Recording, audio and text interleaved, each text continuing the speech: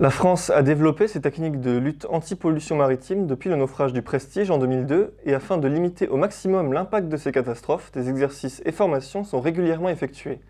Les 24 et 25 mai, c'est au large du littoral aquitain et à Cap-Breton que l'opération Gascogne 2016 s'est déroulée. Partons ensemble sur le chantier pour découvrir les dispositifs mis en place. Une pollution maritime, c'est d'abord un navire en difficulté. Et lorsqu'un navire est en difficulté, c'est une course contre la montre.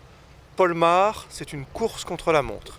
Il faut d'abord éviter la pollution maritime et donc, dans la majorité des cas, ça se passe très bien, on arrive à ce qu'il n'y ait pas de déversement d'hydrocarbures à la mer.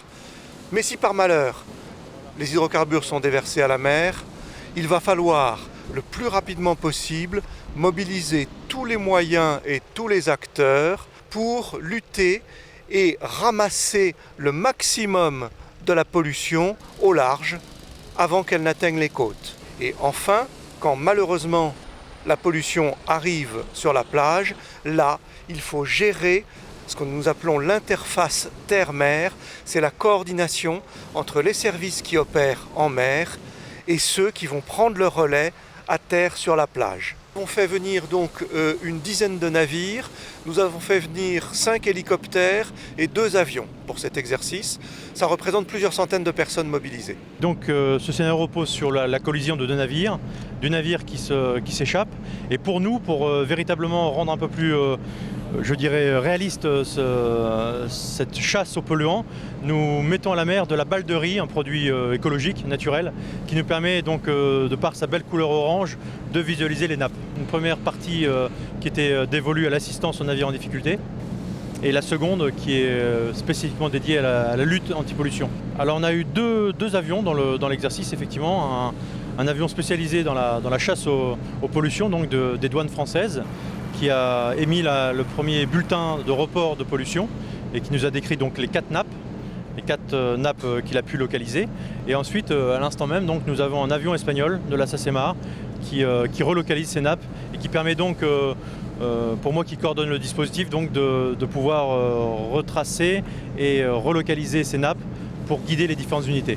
Unités françaises et espagnoles se sont donc unies, utilisant chacune des systèmes de récupération complémentaires. Il y a 2 techniques de dépollution en mer. La première, c'est ce qu'on appelle l'écrémage. C'est-à-dire qu'on va ramasser le mélange eau de mer, pétrole, et on va trier, on va séparer, stocker le pétrole à bord des navires récupérateurs et rejeter l'eau de mer propre. Deuxième technique, c'est la dispersion.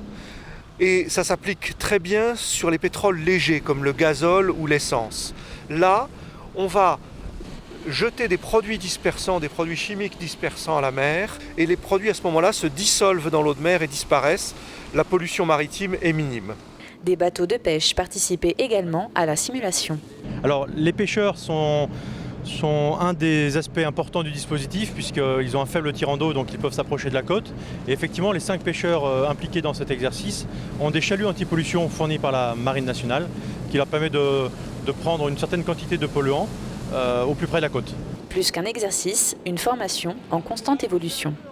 Les matériels que vous voyez ici n'existaient pas il y a 20 ans. Ils n'existaient pas au moment du Prestige. Et donc, ce sont des matériels sur lesquels il a fallu former, entraîner, préparer les équipes. C'est un petit peu comme un sportif de haut niveau.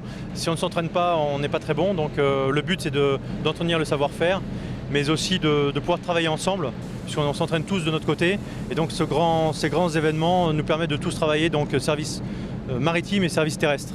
Il semble évident de dire que pour des moyens de lutte qui soient appropriés, un effet de mutualisation des moyens de l'ensemble des collectivités et je dirais quelque part aussi de solidarité est effectivement très important. C'est vraiment très intéressant bien évidemment de travailler ensemble.